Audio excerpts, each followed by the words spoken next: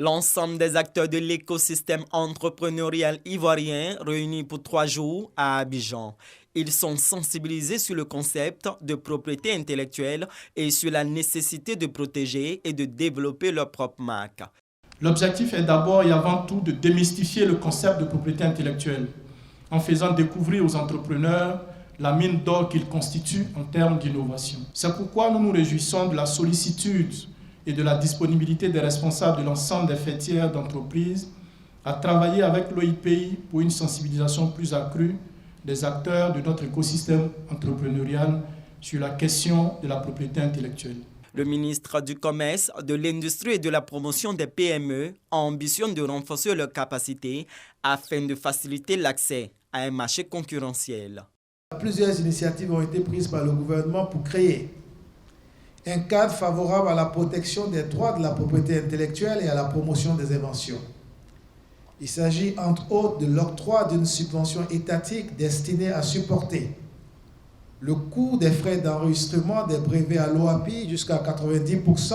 L'organisation de cette première édition, elle vise à sensibiliser nos chefs d'entreprise sur l'urgente nécessité d'avoir des marques fortes, suffisamment compétitives afin de pouvoir saisir toutes les opportunités qu'offre désormais la ZLECAf, la zone de libre-échange continentale africaine, et également profiter de tous les partenariats que l'État de Côte d'Ivoire a avec d'autres pays. Les journées des marques ivoiriennes innovantes, une initiative mise en place par l'Office ivoirien de la propriété intellectuelle OIPI, dans l'objectif de développer une véritable culture des marques en Côte d'Ivoire. À cet effet, plus de 100 exposants ont présenté leur savoir-faire aux visiteurs.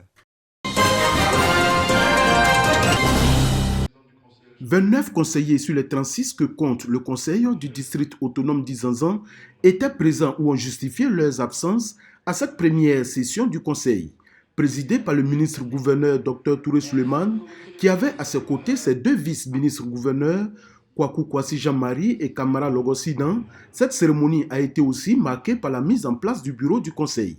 Le district autonome est un formidable instrument de développement mis à notre disposition par son Excellence, Monsieur le Président Alassane Ouattara.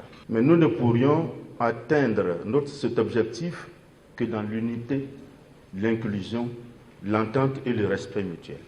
Dr Touré Souleymane indique que le ministre-gouverneur n'est que le capitaine d'une équipe composée de joueurs titulaires, de remplaçants et aussi de supporters. Ce sont ces composantes, souligne-t-il, qui font avancer l'équipe. Il compte donc réussir sa mission en s'appuyant sur le corps préfectoral et les mutuelles de développement en raison de leur connaissance du terrain. Ici, la politique politicienne n'a pas sa place. Chers fils et filles du Zanzan, j'ai besoin de vous tous, car quels que soient nos bords politiques, nous avons le même objectif, à savoir le bonheur de nos parents par le développement de notre district. Le district autonome d'Izanzan couvre les régions du Gontougo et du Bunkani, composées des départements de Kounfao, Sandégué, Tanda, Tansua et Bondoukou, le chef-lieu des régions du Gontougo, et d'Oropo, Nassian, Teini et Bouna, le chef-lieu des régions du Bunkani.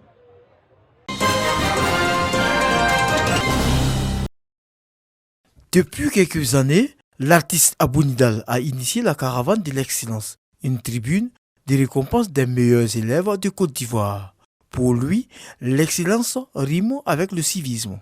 Pour ce faire, du 28 novembre au 20 décembre 2022, il a sillonné plusieurs établissements de 10 communes d'Abidjan. Objectif, sensibiliser les élèves à renoncer au congé anticipé. Les mauvais élèves décident d'imposer les lois. Ce n'est pas possible. Ce n'est pas possible. Si vous estimez que nous avons impacté sur vous en vous faisant danser, c'est nous qui vous disons aujourd'hui d'aller à l'école. Nous sommes venus ici cet après-midi grâce à un homme qui se bat pour que tous les élèves puissent respecter nos calendriers officiels. Cette sensibilisation, il l'a faite avec l'appui du ministère de l'Éducation nationale et de l'alphabétisation. Satisfait de la portée du message auprès des élèves, Abou Nidal, pour honorer une promesse, donne un mini-concert ce vendredi au lycée moderne de Cocody.